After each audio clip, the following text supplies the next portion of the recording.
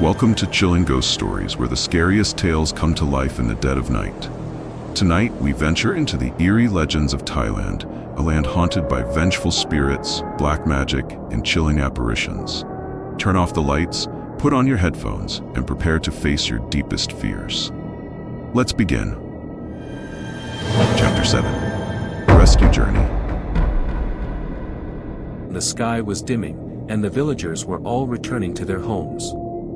They followed the advice of that monk, avoiding going outside at dusk to avoid being eaten by evil spirits. This was also an opportunity Shari had been waiting for. After making sure no one was on the road anymore, Shari carried a large bag containing Sithawat's body and followed a trail deep into the forest. He needed to go far enough to ensure the villagers wouldn't discover the body too soon. Shari moved quickly through the darkness despite carrying a person on his shoulder. When he finally grew tired and looked back, everything was submerged in silent darkness. Shari planted a torch into the ground, placed the body beside it, and began to dig a hole. Suddenly, rustling sounds came from behind him, as if something was approaching. Shari felt a chill down his spine, quickly stopped digging, and turned to look in the direction of the sound. Sweat beaded on his forehead, growing heavier with each passing moment. In Shari's mind, a flood of bizarre images appeared of the evil spirits he was imagining. The noise stopped, and the space became frighteningly quiet again. An eerie silence fell. Shari drew himself in, gently backed away, picked up the torch, and held it in one hand, while the other firmly gripped the shovel for protection. A dark shadow slowly emerged from the bushes, accompanied by a high-pitched laugh. "Run. Keep running." Shari's jaw dropped in terror as he flung the shovel aside and bolted as he ran. He looked back to see if the dark shadow was chasing him. He didn't know what it was. All he knew was that it was some kind of terrifying demon. He needed to find a way to run home to Ploy, perhaps she would have a way to deal with it. But Shari couldn't keep calm, he kept tripping and falling, then struggling to get up and run again. He had to run. He had to escape this haunted place. Thud. A forceful blow sent Shari reeling, his vision blurring. The torch in his hand had gone out sometime earlier. Shari held his head, the wound had started to bleed. It turned out there was a large branch blocking the path. Shari suppressed the pain and crawled up, breathing heavily while looking around for the shadow from before. Although it was dark, if one looked carefully, one could still see different shades of darkness. There was nothing unusual around him, nor were there the rustling footsteps of that thing. Shari finally relaxed, leaning his back against a nearby tree to rest and regain his strength. The impact had left him still quite dizzy. Shari tilted his head back and sighed. Suddenly, a grotesque face had appeared before him, emerging from the tree canopy, grinning at him with bared teeth. Shari's eyes widened in terror, he only managed to let out a loud scream. "Ay." Ploy went to the door, looking towards the small path that Shari had taken in the evening. There was still only darkness there, with no sign of torchlight. Ploy began to feel anxious. Had something happened? Thinking this, Ploy closed the door and went outside, originally intending to go into the forest to find Shari, but she detected a familiar scent that made her crave. Ploy approached a nearby house, from which came moaning sounds and sobbing whimpers. She gently pushed open the wooden door. What greeted her eyes was a scene of blood splattered everywhere. At the dining table was a man bent over, ravenously devouring a woman's abdomen. Beside them lay the body of a child. Not far away, another child was trembling with eyes tightly shut, occasionally hiccuping with sobs. Hearing footsteps, the man paused and turned around. Ploy was startled by his wrinkled face, covered partially by long black hair that obscured some of his features. Red drops of blood dripped from the corners of his smiling mouth down to his chin, staining the clothes he wore. He laughed in a high-pitched voice, "Delicious. Would you like to try some?" The man's eyes suddenly transformed to a yellowish-green color, with elongated pupils. His whole body lunged toward Ploy. She clenched her fist and drove it straight into his hideous face, sending him sprawling backward. However, the man quickly sat up again. He extended his long, rough tongue to lick around his mouth and said, "Not bad. I know what you are. I wonder what your intestines would taste like. Ha. Ha. Ha." With that, he lunged at Ploy with blinding speed. His claws extended from his fingers, repeatedly swiping at his opponent. Even Ploy was startled by his speed. She could only raise her arms to block. Both arms were slashed with long gashes. It had been a long time since she had been wounded like this. Ploy gritted her teeth and threw the half-man, half-beast creature to the ground. Yet he smoothly rotated his body, landing on all fours as if nothing had happened, looking up at Ploy with a provocative smile. "How does it feel? Those little scratches don't bother you, do they?" Ploy became angry, black veins appearing all over her face, her eyes turning pitch black. She stared at her enemy and said, "It's been a while since I've used my strength. Today, I will definitely tear out your intestines." Just as she was about to charge forward, noisy voices came from outside as people approached. Seeing this, she immediately returned to normal, falling to sit by the door, holding her bleeding arms. The creature, seeing this, jumped forward, wanting to kill Ploy in one strike to avoid future trouble. At that moment, a wooden staff struck out, protecting Ploy and forcing the hairy hand to recoil. He turned to see the monk and villagers had arrived, which angered him. "You want to save it? While I'm here, you won't harm anyone. People. Ha ha. You are too naive. Stop talking nonsense. Submit to capture now." With those words, the monk swung his staff to attack. Outside, the villagers seemed to have prepared in advance, setting up nets soaked in pine oil around the front of the house. This frightened the half-man, half-beast creature somewhat. He didn't want to fight at this moment and looked for a way to escape. After dodging several strikes from the wooden staff, waiting for the monk to gather his strength, he kicked straight through the rotted wooden back door and ran outside. But by now, the other villagers had also surrounded the area with nets. "You cat demon, you have nowhere to run now." The cat demon bared its teeth, its cold eyes looking all around as it hissed defensively. Its body was now covered in long black fur. It lowered itself, moving on all fours, then leaped onto the roof. Though elderly, the monk was still just as nimble, climbing up a rope to the roof after the cat. He swung his wooden staff at the cat demon's head. Now frenzied, it no longer dodged as before but directly extended its claws to counterattack. Both sides continuously struck without stopping, with wounds beginning to appear on both their bodies. Tiles fell scattered to the ground. Fortunately, the child and Ploy below had been helped outside. The villagers also stood to the side, watching the intense battle. Crack! An extremely loud sound rang out, accompanied by the cat's painful howl.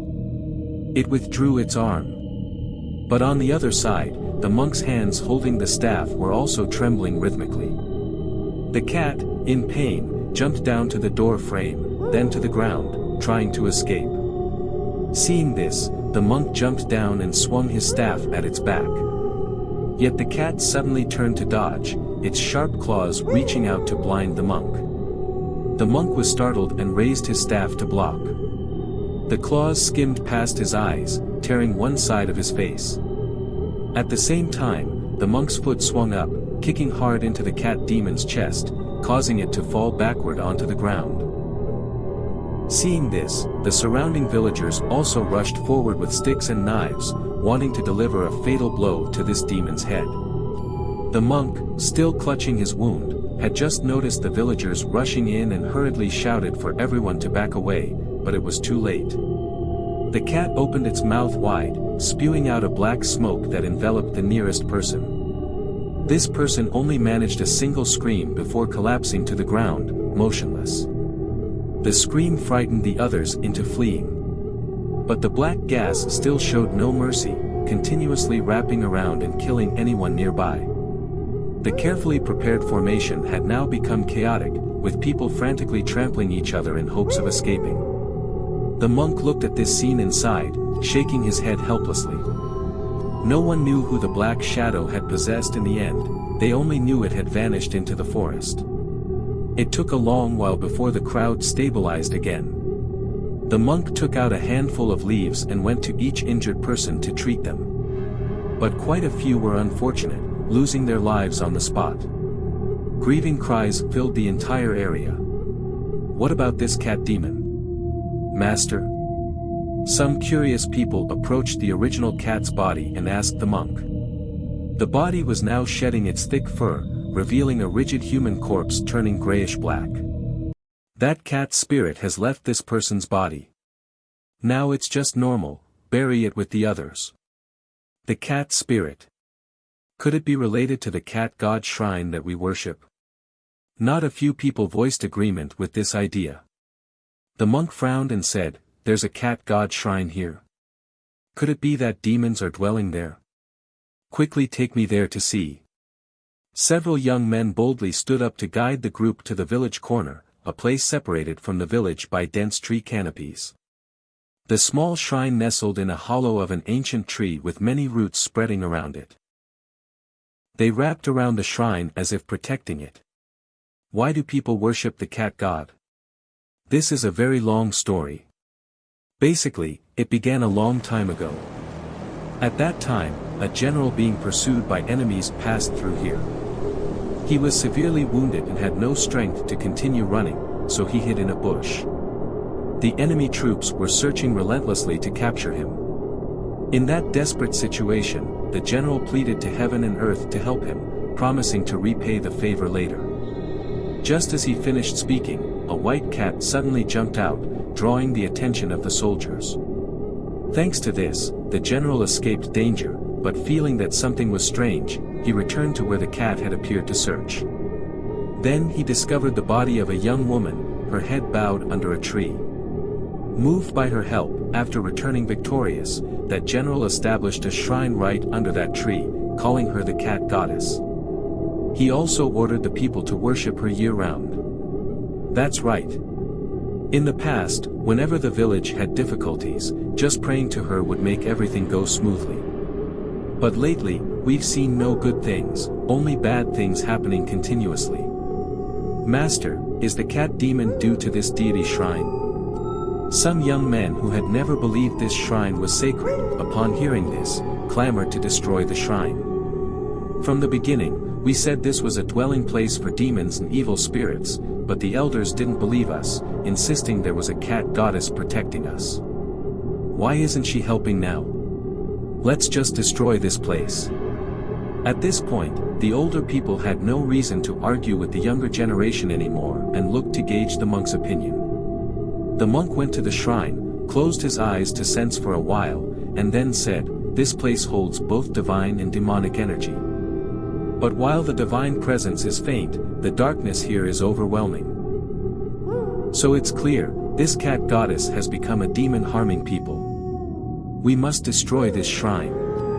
The monk quickly stopped them, saying, "If she became a deity, why would she want to become a demon? Things are unclear, don't rush to do anything wrong. I believe we need to understand the underlying cause clearly. It's very possible that the cat goddess herself is the one being harmed." Everyone heard this and looked at each other in disbelief. Even a deity could be harmed by demons? While they were unsure what to do, a small white cat appeared from somewhere, rubbing against the monk's legs and meowing repeatedly as if trying to say something. The monk frowned for a while, as if understanding the cat, and spoke, "All right, let me see what you want to say." With those words, the monk reached out, broke off a branch from a stinking tamarind tree, stuck it in the ground, and tied it together to form a frame. He then tied a small branch with leaves still attached to the middle, letting it hang slightly above the ground. The monk took out a small cloth from his person, spread it on the ground beneath the newly made frame. Next, he used a red thread to tie onto the small branch, with the other end tied around the cat's neck. The cat seemed to understand the monk's intention and sat still, cooperating obediently. The people around were very curious. No one knew what the master was trying to do, clearly there were more important matters requiring his attention. But at this moment, no one dared to speak up, only whispering to the person next to them. When the monk finished preparing, he took out an ink box, dipped the leafy end of the branch in ink, then let it hang down to the ground. With his left hand ringing a bell, his eyes on the cat, he asked, "What do you want from me?" The monk rang the bell 3 times, and the cat began to tremble. The branch accordingly began to swing back and forth. It was truly strange. The branch moved as if someone were writing, with scrawled characters gradually appearing. The curious villagers huddled together. Someone who could read began to mutter, "Save. Cat. Goddess." As soon as the words were spoken, everyone was shocked, buzzing with discussion.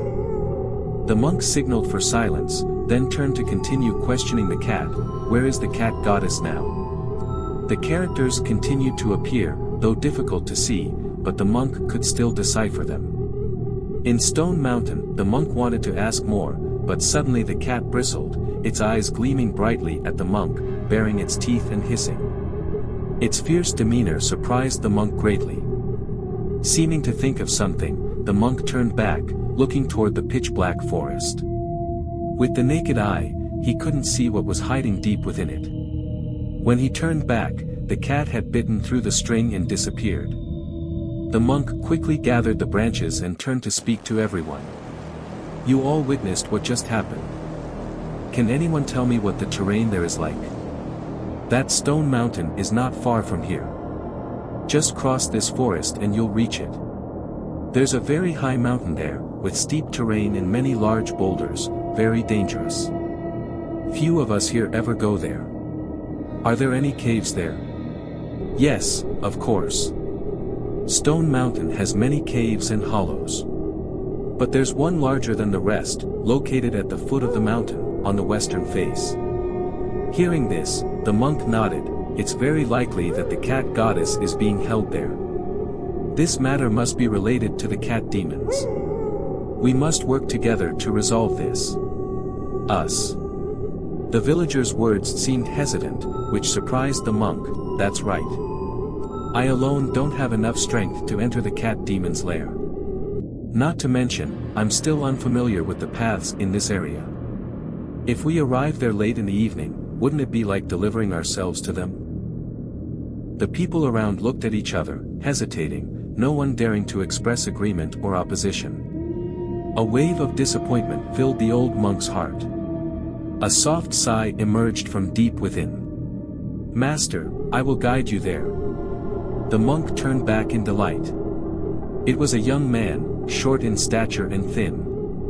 His thick curly hair was caked with dirt and sand. His old black clothes were as grimy as his face.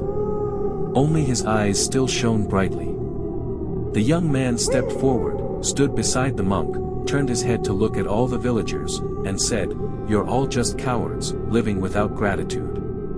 The cat goddess has protected this village for so many years, and now when she needs help, none of you dare to step forward.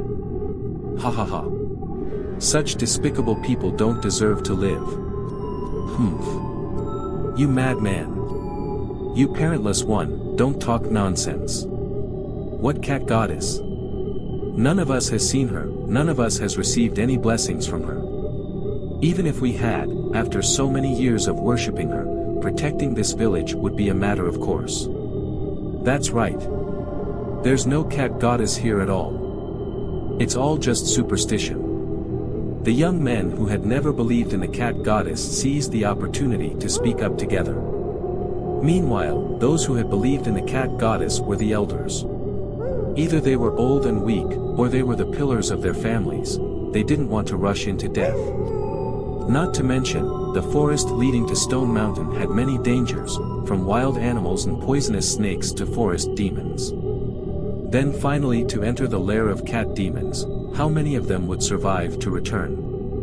Though in their hearts they wanted to help the cat goddess, reason held them back. Yes, they feared death. Humph. I hope the cat demons kill all of you. What did you say? Some young men wanted to rush forward and teach the insolent man a lesson, but they were all held back by relatives and could only release terrible curses. The young man turned to the monk, bowed once, and said, "I trouble you with this, master. Although I don't like the people here, this is still where I was born, and I feel responsible for protecting it, as well as the cat goddess." The monk smiled and nodded. In their hearts, they both understood that no matter what the people here were like, they were still common folk. Especially for the monk, saving one life was better than building 7 pagodas. He was always willing to protect people from evil forces and demons. The figures of the two gradually receded into the distance, with some watching them leave with sighs. Perhaps they felt some regret in their hearts for their wrong decision. The two returned to the young man's house to prepare the necessary equipment for tomorrow's battle. Occasionally, the monk would look into the young man's eyes, always finding something strange about them. They reminded the monk of his own youth.